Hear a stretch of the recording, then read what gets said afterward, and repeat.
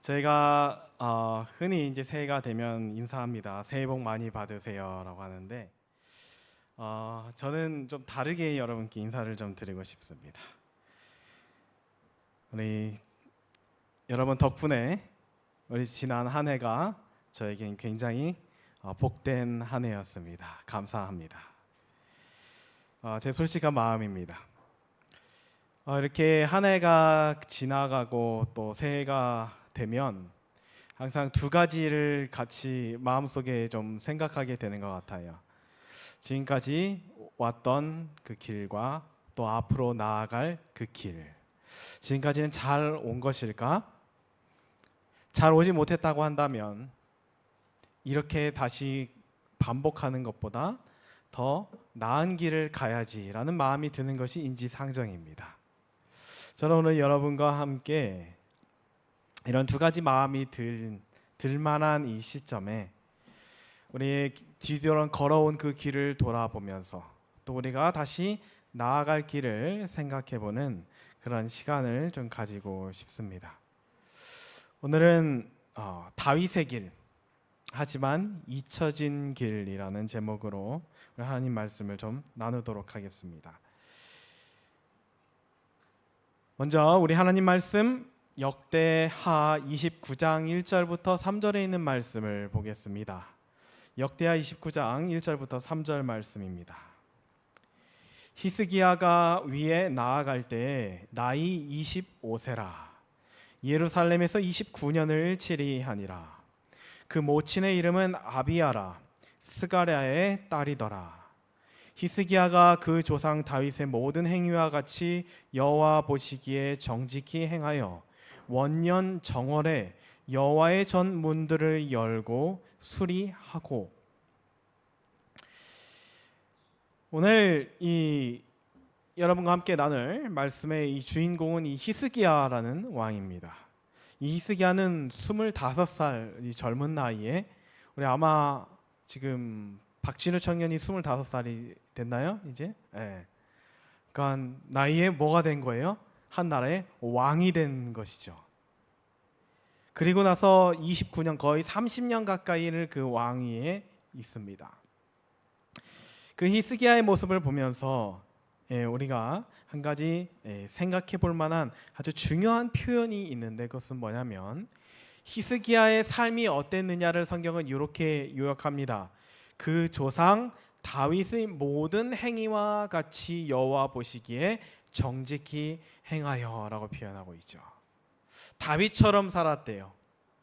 근데 제가 이 다윗 그러면 우리는 보통 다윗 그러면 되게 좋은 이미지를 가지고 있습니다. 하지만 우리가 다윗의 삶을 들여다보면 사실 좋은 이야기보다 안 좋은 이야기가 더 많은 것을 우리가 발견할 수 있어요. 물론 그가 하나님 보시기에 굉장히 좋은 왕이라고 성경은 평가하고 있지만 사실 다윗이 저질렀던 수많은 그 범죄들의 그 낱낱을 보면 어때요? 그냥 잡범 수준이 아니라 뭐예요? 강력범 정도 되는 굉장히 무서울 만한 죄를 저지른 것도 사실입니다. 그러니까 제가 요즘에 이제 우리 청년 중에 우리 청년이랑 그 성경 공부를 같이 하고 있는데 예전에는 자기가 다윗 같은 남자랑 결혼하고 싶었대요. 그런데 다윗 이야기를 들어보니까 아닌 것 같대요. 다윗의 길은 그래 보이기도 하죠. 근데 성경은 굉장히 흥미롭게도 하나님 보셨을 때는 다윗이 살아왔던 그 여정이 굉장히 하나님 보시기에는 좋은 삶이다라는 평가를 받고 있다라는 것은 과연 어떤 점에서 다윗이 그렇게 하나님께 인정받고 또 하나님이 그의 모습을 기뻐하시는 부분이 대체 무엇이었을까? 그리고 히스기야를 봤을 때 히스기야가 어떤 모습으로 살아갔기에 하나님께서는 다윗 같다라고 이야기하실까? 오늘 그 말씀에서 한번 그것을 생각해 보려고 합니다. 성경에 보면 그 성경에 기록되어 있는 하나님께서 세우신 그 왕들의 삶을 두 갈래로 표현합니다. 성경의 왕들의 삶은 두 갈래가 있었어요. 하나는 무엇이냐면 한국말로 이야기하자면 열왕의 길이라고 표현합니다. 이스라엘 다른 왕들이 살았던 그 방식대로 살아가는 사람들, 그랬던 왕들이 있었고, 또 반대로 어떤 왕들이 있냐면 오늘 히스기야처럼 다윗처럼 살아갔던 왕들이 있었다 성경은 이야기합니다. 네, 여러분, 말 그대로 성경은 이스라엘 열왕의 길, 그리고 그 조상 다윗의 길, 이 두 가지를 동시에 보여주면서 하나님께서는 우리의 길을 어떤 기준과 어떤 것으로 우리의 길을 바라보시고 있는지를 우리가 잠시 여기서 생각해 보게 되는 것이죠. 보통 이 세상에서는 그 왕의 삶을 어떤 평가할 때 그 사람의 업적을 이렇게 떠올립니다. 그래서 이 세상에서의 대왕자 붙으려면 어때야 돼요? 무언가 대단한 것을 좀 남겨야 합니다. 그렇죠? 그런데 성경은 단 한 번도 그러한 어떤 정치적인 성공이나 또 어떤 이 세속적 어떤 성취를 가지고 그들의 길을 평가하지 않습니다. 단지 그들을 평가하는 유일한 기준은 무엇이냐면 그들이 어느 방향으로 걸어갔느냐, 어떤 길을 걸어갔느냐로 평가한다라는 것이죠. 여러분, 열왕의 길은 많은 사람들이 선택한 길이었습니다. 그거는 일단 쉬워요. 그리고 현실적입니다. 그리고 매력적이에요. 우리는 왕들은 아니지만 다 왕처럼 살아가요. 우리의 인생에서. 내가 가장 뭐예요? 귀중한 존재이고, 우리가 스스로 생각했을 때 내가 가장 뭐예요? 내 삶에 책임지고 주도적으로 해나가야 할 주체로 우리는 인식하며 살아갑니다. 그리고 마치 성경에 나오는 수많은 왕들이 그랬듯이 대부분의 사람들은 이 열왕의 길이라고 표현되는 이 길을 걷기로 선택합니다. 더 쉽고 더 현실적으로 맞고 더 합리적인 선택처럼 보이기 때문이죠. 근데 다윗의 길은 좀 달라요. 그래서 성경에 보면요, 다윗의 길을 걸어간 것 같지만 못 걸어간 왕들이 참 많이 남아 있습니다. 그래서 이 두 길 위에 사이에 애매한 길이 하나가 놓여져 있어요. 그것을 성경은 어떻게 표현하냐면 이렇게 표현합니다. 하나님 보시기에 그들이 정직히 행하였으나, 근데 그 뒤에 항상 뭐가 하나 붙어요.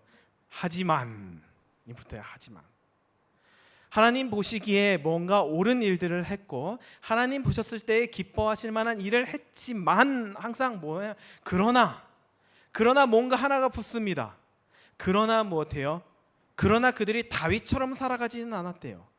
그러나 그들이 하나님 보셨을 때 다윗과 같은 모습으로 살아가지는 않았다라고 성경은 이야기합니다. 대체 이 애매모호함이 그럼 어떤 데서 시작되는 것일까? 왜 하나님 보시기에 잘 사는 것 같고 하나님 보시기에 잘 해온 것 같지만 잘 하기도 했고 그렇게 하나님 보시기에 하나님을 기쁘게 하실 만한 일을 했지만 하지만 무언가가 그 뒤에 더 이어진다라고 하는 것은 어쩌면 저와 여러분의 삶을 묘사하기에 가장 적합한 이야기가 아닐까 싶습니다. 우리 지난 한 해 동안 또 여러분의 모든 이 과거에 주님을 섬겨왔던 이 시간들 동안 우리는 열왕의 길로만 행하진 않았어요. 세상과는 다른 삶을 걸었다라고 저는 생각합니다. 여러분은 그렇게 사시고 계셔요. 제가 여러분에게 감히 여러분은 열왕의 길을 걷고 있습니다 라고 이야기 드리고 싶지 않아요. 우린 분명히 뭔가 달라 보입니다. 그리고 달랐어요. 그리고 다르기도 하고요. 그런데 한 가지 우리 앞에 놓여져 있는 또 우리 삶 속에 잠재되어 있는 뭔가 그 위험 한 가지는 뭐냐면 항상 그 뒤에 뭐예요? 그러나가 붙는다라는 것이에요. 그런데 뭐예요? 돌이켜보면 어떻습니까? 그 길이 하나님 보시기에 완전한가요? 하나님 보셨을 때 기뻐하실 만한가요? 그럴 만한 일도 있지만 그렇지 못한 것도 사실입니다. 그럼 무엇이 무엇이 그 차이를 만들어냈는가? 아니 반대로 이야기하자면 지금까지는 이 중간에 있는 이 애매모호한 그 길을 걸어가고 있었다라고 한다면 우리가 다윗의 길을 걸어간다라고 하는 것은 하나님 보시기에 온전한 삶이 된다라는 것은 어디서부터 출발하는가라는 것을 오늘 말씀을 통해서 한번 살펴보고 싶습니다. 여러분, 이 다윗의 길은 오랫동안 잊혀져 왔던 길이에요. 여러분, 다윗과 히스기야가 지금 왕이 되기 전까지 다윗과 히스기야 사이에는 약 300년이라는 시간이 존재합니다. 그리고 그 사이에는 12명의 왕이 있었어요. 근데 그 12명의 그 왕들 중에서 그 누구도 다윗의 길을 걸어가진 않았습니다. 그 중에서 어떤 사람은 열왕의 길을 걸어가기도 하고 또 어떤 사람은 이 앞에 보이시는 것처럼 하나님 보시기에 정직히 행한 일이 있긴 하지만 다윗처럼 온전히 걸어가지는 않았던 그 애매모호한 그 중간지대의 삶을 살아갔던 사람들이 다수였다라고 하는 것이죠. 그런데 그 오랜 침묵을 깨고 드디어 하나님 보셨을 때 다윗 같은 사람 한 명이 나타나는데 바로 그 사람이 히스기야였다라고 하는 것입니다. 오늘 이 말씀 속에서 우리가 과연 이 히스기야가 다윗의 길을 가기 위하여 또 우리가 그렇게 살아가기 위하여 우리가 히스기야의 모습을 통해서 무엇을 배워야 할까 하는 것, 그 말씀을 통해서 한번 보고자 하는 것이죠. 29장 3절의 말씀을 우리가 다시 한번 보면 히스기야의 모습을 이렇게 이야기합니다. 다윗의 모든 행위와 같이 여호와 보시기에 정직히 행하여. 그 다음에 가장 중요한 말씀이 여기 나와 있어요. 뭐냐면 원년 정월에 여호와의 전 문들을 열고 수리하고. 원년은 뭐냐면 히스기야가 왕위에 오른 해를 의미합니다. 정월은 뭐예요? 1월이에요. 1월. 지금처럼 1월.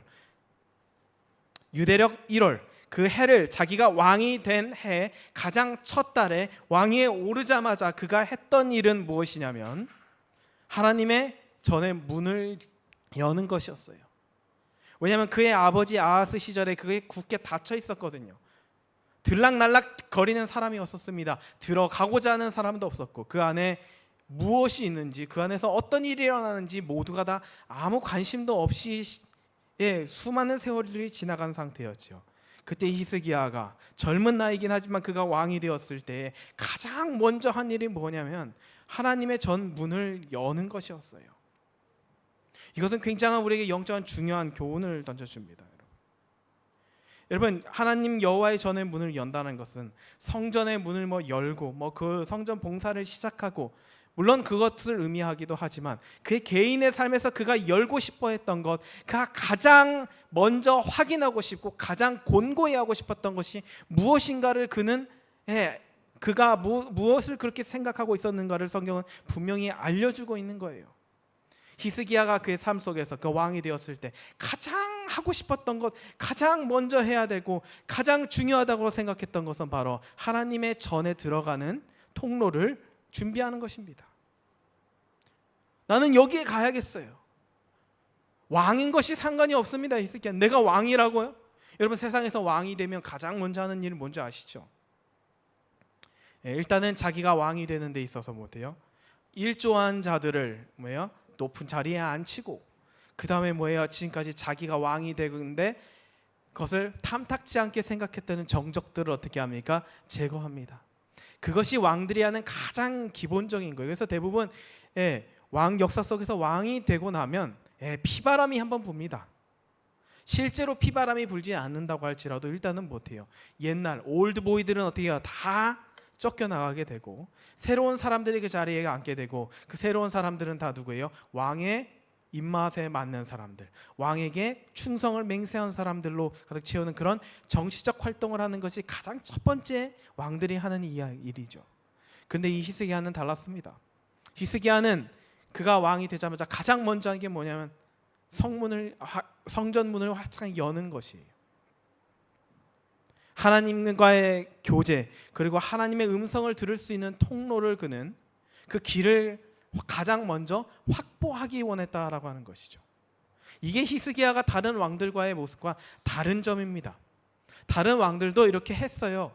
성전 수리하기도 했고요, 성전 문을 열어두기도 했습니다. 그런데 가장 먼저 한 사람은 히스기야였다는 거예요. 가장 먼저 자기가 왕이 되자마자 한 사람은 히스기야 뿐이었다는 것입니다.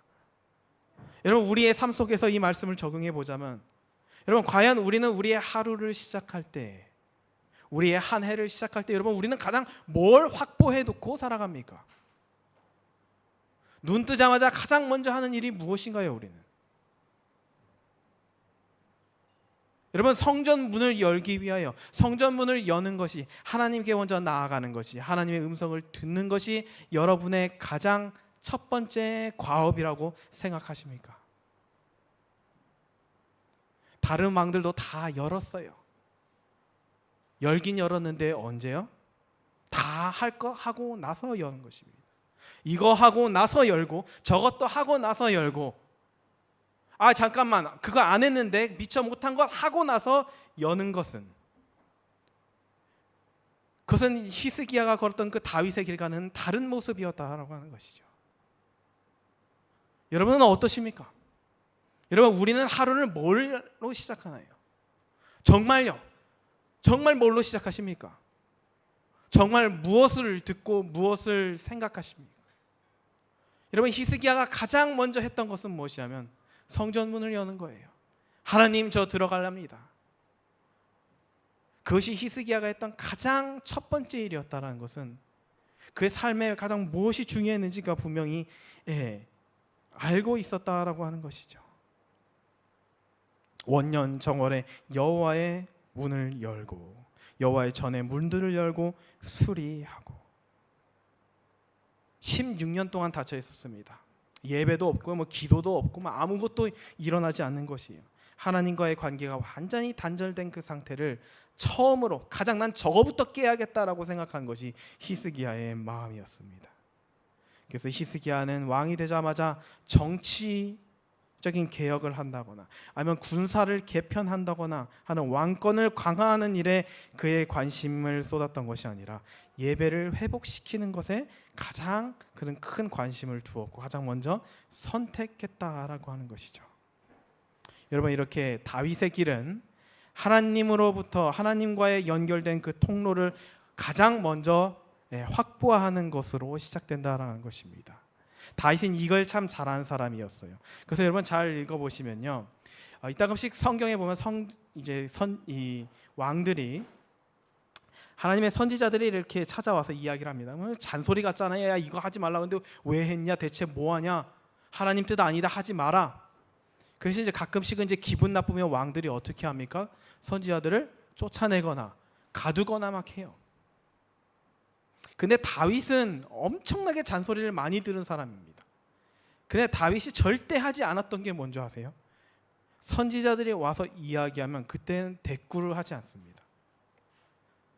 다윗이 그의 삶 속에서 가장 잘 지켰던 것은 뭐냐면, 하나님의 말씀, 하나님의 법, 하나님의 뜻을 잘 지킨 완벽한 삶을 살아서 그가 하나님 보시기에 좋은 그런 삶을 산 것이 아니라, 하나님이 뭐라 하실 그 공간을 그는 항상 두었다라는 거예요. 내가 설사 잘못했을 때 하나님이 뭐라고 하시면 뭐 어때요? 그는 하나님 그렇군요. 네, 하나님. 그래서 다윗이 가장 잘했던 것은 바로 이 성전 문을 열어두는 것이었어요. 자기 마음의 성전의 문을 열어두는 것입니다. 그래서 설사 때로는 실수를 하고 잘못을 저지르고 세상에서도 손가락질 받을 만한 무시무시한 죄를 범하고 나서라도 그 마음의 문이 늘 열려 있었기 때문에 하나님께서 그 마음, 그 성전, 마음의 성전의 문을 통하여 말씀하실 때 그는 그분의 음성을 들을 수 있었다라고 하는 것이죠. 저는 올 한 해가, 우리 교회가, 또 여러분 우리 모두의 삶이 이렇게 시작되기를 간절히 소망합니다. 여러분 삶 속에 하나님을 예배하는 것을 가장 우선순위에 두십시오. 정말입니다. 하나님께 나아가지 않고 그분의 음성을 듣지 않고는 시작할 생각조차 하지 마십시오. 그거 시작해 봤자입니다. 그렇게 시작하지 않으면 다 똑같이 결국 우리는 똑같은 결과를 맞이하게 된다는 거예요.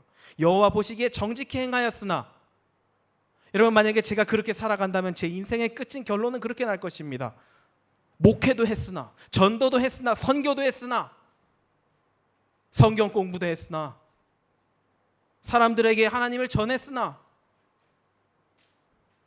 그러나 뭐예요? 그러나 그 삶에서는 하나님이 항상 우선순위에 있었던 적이 없고, 그 길에서는 늘 자신의 일이 먼저였으며, 성전의 문은 닫혀 있다가 열려 있다가, 자기 멋대로 성전의 문을 닫았다가 열었다 했으며, 성전이 부서지든 말든지 그것을 그냥 방치해 두거나, 아니면 그저 그것이 열려 있는 것만으로 만족하면서 살았도다라고 제 인생은 그렇게 정리되고 말 것입니다. 그래서 여러분, 우리의 삶은 늘 예배로 시작되어야 합니다. 하는 예배라는 것은 이렇게 모여드리는 예배도 되지만, 여러분, 우리 가정에서, 아니 개인적으로 하는 기도와 말씀 묵상이 충분히 예배가 될 수 있어요. 무엇보다 그 예배의 목적은 뭐냐면 하나님의 음성을 듣는 것입니다. 하나님께 묻는 것이죠. 하나님의 그분의 뜻을 받아드는 것입니다. 그것 없이 시작해봤자 우리의 삶은 늘 그러나로 끝나게 된다라는 것은, 오늘 우리 히스기야가 걸어갔던 그 삶의 여정이 얼마나 우리에게 큰 교훈을 전해주는지 우리가 이것에서 살펴보게 됩니다. 히스기야 첫 번째 관심사는 늘 예배였어요. 그래서 히스기야가 일단 시킵니다. 성전 문을 열고 깨끗이 정리하고 망가진 것은 고쳐라. 그 다음에 이제 그것이 다 끝나자마자 히스기야는 정말 간절했던 사람인 것 같아요. 성경은 이야기합니다. 히스기야 왕이 일찍이 일어나, 아침에 그냥 팍 일어나는 거예요. 벌떡 일어나갖고 그냥 그날을 기다리고만 있었거든요. 난 빨리 가야 되는데, 지금 16년 동안 다쳤던 이걸 열어야 되는데, 이게 다시 재개되어야 하는데, 하나님께 드려지는 예배가 계속되어야 하는데, 그것을 기다리다가 일찍 일어나서 갑니다. 그 예루살렘에 있었던 그 귀족들과 함께 올라가서 하나님께 제사를 드립니다. 일단 자기의 죄를 속죄해요. 하나님 죄송합니다. 하나님, 제가 이거를 그래도 나는 왕자였잖아요. 이걸 이렇게 늦게 들어서 열어서 죄송합니다. 하나님, 제가 너무 늦게 나오지는 않았는지요. 조금 더 서두를 걸 그랬습니다. 하나님, 그러나 하나님, 제가 나와왔으니 저와 우리 동료들을, 우리들을 받아주십시오라고 하면서 속죄 제물을 하나님께 드립니다. 그러면서 예배가 이제 회복되기 시작해요. 그러면서 이제 히스기야가 두 번째로 했던 것은 무엇이냐면, 이제 자기가 예배드릴, 자기가 하나님과 함께 교통할 그 문을 열고 통로를 확보하고 나서는 그 다음에 그가 했던 일은 뭐냐면 다른 사람에게도 그 기회를 주는 것입니다. 그래서 30장 1절에 보면 히스기야가 온 이스라엘과 유다에 편지를 보내요. 편지를 보냅니다. 편지만 보내는 것이 아니라 또 사람을 같이 편지도 보내는데, 자기네 나라, 자기 땅에만 보내는 것이 아니라 에브라임과 므낫세에도 보냈대요. 에브라임과 므낫세는 북방 이스라엘을 의미합니다. 어쨌든 정치적으로는 다른 나라이죠. 근데 이때 하나님을 섬기는 모든 사람들, 하나님께 돌아오기 원하는 모든 사람들에게 편지를 보내서 우리 같이 유월절을 좀 지켜보자 이렇게 청소하고, 이제 막 수리하고, 이제 막 이제 예배를 드리기 시작했는데 벌써 날짜가 어떻게 해요? 초가 훌쩍 지났습니다. 그래서 어떻게 할까 하다가 히스기야가 논의를 합니다. 우리 1월 대신에 2월에 유월절을 지키자. 왜 그러냐면 제사장도 없어요. 백성들도 아직 오려면 시간이 걸립니다. 그래서 원래 1월 14일에 유월절을 지켜야 하는데 2월로 미루어요. 여러분들이 여기에도 굉장히 깊은 하나님의 사랑이 담겨져 있습니다. 히스기야가 그냥 우리 지금 안 되니까 이번만큼은 그냥 2월로 하자 이렇게 했을까요? 히스기야 마음대로? 아니에요. 성경에 보면요, 민수기에 보면 하나님께서 이 유월절에 한해서 이 여행하고 있어서, 여행하기 때문에 아니면 무슨 사정 때문에 이 유월절을 지키지 못하는 사람들을 배려하도록 2월 달에 특별히 그들이 유월절을 지키도록 하셨습니다. 그러니까 피치 못할 사정이 생기면 무엇해요? 2월에도 유월절을 지킬 수 있었던 것이죠. 히스기야가 아마 이거를 알게 되었던 것 같아요. 누군가 기억했겠죠. 누군가가 말씀 속에서 이것을 발견해냈겠죠. 그래서 그가 뭐냐면 그러면 우리 2월에 합시다. 온 나라가 지금 그런 상황이니 2월에 예배합시다라고 결정을 내리게 됩니다. 그리고 이것이 하나님의 사랑이 여기 숨겨져 있어요. 6월절은 예수님의 희생을 기린 날입니다. 6월절 드리는 어린 양 때문에 구원을 받아요. 그렇죠? 그 어린 양으로 인하여 구원을 받고 어린 양이 죽어야지만 우리가 죄의 용서함을 받습니다. 근데 하나님이 그래서 뭐 어때요? 다른 거는 몰라요. 다른 거는 좀 늦어도 돼요. 다른 거는 미스하면 뭐 어쩔 수 없습니다. 그런데 뭐는요? 6월절 예수님은 없으면 안 되기 때문에 하나님께서 한 달 후에라도 6월절을 지킬 수 있도록 제도를 마련해 두신 거예요. 그래서 혹시 늦어갖고, 혹시 여행하다가, 혹시 아파갖고 예수님의 경험치 못하는, 예수님을 만나지 못하는 일이 일어나지 않도록 하시기 위하여 하나님께서 이러한 예외의 제도를 두신 것이죠. 그리고 나서 어떻게 해요? 그래서 이들이 두 번째 달에 6월절을 지키게 되는 것입니다. 그때 히스기야가 편지를 보내요. 그때 편지 내용이 그렇습니다. 이스라엘 자손들아, 너희는 아브라함과 이삭과 이스라엘의 하나님 여호와께로 돌아오라. 여러분 돌아오십시오. 여러분 하나님께 오십시오라고 그가 이야기합니다. 그때 사람들이 많이 찾아와요. 정말 많이 찾아옵니다. 근데 막 어떤 사람은 가까이 살잖아요. 베들레헴 뭐 이런 데서는 하루도 안 걸리죠. 한 2시간이면 1시간이면 뭐 말 타고 오면 더 빨리 올 수 있는 동네에 사는 사람도 있고, 어떤 사람들은 소식도 늦게 들었고 또 거기다가 준비도 해야 되고 여행길도 먼 사람들, 보통 그런 사람들이 이렇게 다 오게 되니까 이제는 어떤 사람들이 등장하냐면 스스로 성결케 하지 못한 사람들이 생기게 됩니다. 자연적으로 원래 성결하는 의식을 해야 되는데 시간이 부족하니까 하지 못해요. 그리고 성결 의식을 못한 상태로 무엇하냐면 6월절 양을 먹게 됩니다. 그래서 이게 기록된 규례를 어기게 되는 일이 발생돼요. 규례 어기면 어때요? 규례 어기는 사람 여러분 좋아하세요? 어떻습니까? 우리 그리스도인들이 그리스도인 규례를 어긴 사람들을 바라보면서 우리가 어떤 마음을 갖나요? 우린 좀 관대한 편인 것 같으세요? 대부분 자기가 규례를 지켰는데 다른 사람이 규례를 지키지 않은 것을 보면 참지 못하는 습성들이 있습니다. 그래서 늘 교회가 시끄러울 때가 있죠. 너 왜 이거 먹었어? 너 왜 안 왔어? 너 왜 이거 안 해? 그게 사실 이 사람의 마음속에 늘 있는 그 이상한 죄된 그런 생각이에요. 왜 당신은 이걸 안 합니까? 당신 왜 그걸 마십니까? 당신 왜 그 고기 먹습니까? 그런 거 엄청나게 많이 들어보셨을 거예요, 여러분. 규례를 어겼으니까 성결도 안 하고 그걸 먹어? 그런데 그런 상황 속에서 이 히스기야는 예수님과 같은 정신을 발휘해야 합니다. 그래서 히스기야가 이 백성들을 위하여 기도해요. 자기도 안 거죠. 이러면 안 되는데, 하나님 앞에 죄이긴 한데 이것이 하나님께서 말씀하신 규례랑은 어긋나는 것인데 라는 걸 그가 압니다. 그래서 하나님께 기도해요. 그들을 위하여. 하나님 그들을 용서해 주십시오. 우리가 어떻게 지금 하나님께 예배하기 위하여 주님께 돌아오려고 하다 보니 미처 우리가 성결하지 못하고 이 6월절 식사를 하게 되었습니다. 하나님 저를 용서하여 주십시오라고 했더니 하나님께서는 어때요? 기도를 들으시고 백성을 고치십니다. 그래, 괜찮다, 괜찮아. 이게 예수님 마음입니다. 여러분, 저는 올 한 해 동안 우리 교회가 이러한 예수님의 마음으로 살아가기를 간절히 소망합니다. 규례는 하나님께서 정하신 것이지 우리가 합의한 것이 아닙니다. 그러니까 규례를 어기는 것이 있을 때에도 하나님이 판단하실 일이지 내가 판단할 일이 결코 아니라는 것이에요.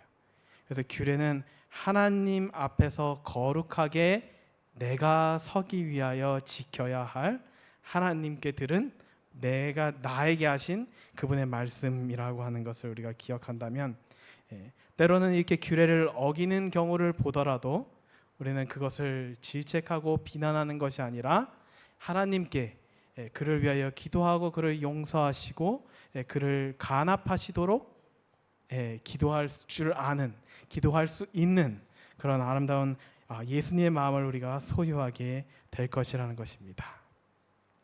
이제 말씀을 정리하면서 마지막 부분은 이렇게 정리되어요. 사람들이 다 왔습니다. 유월절 예식이 잘 진행됐어요.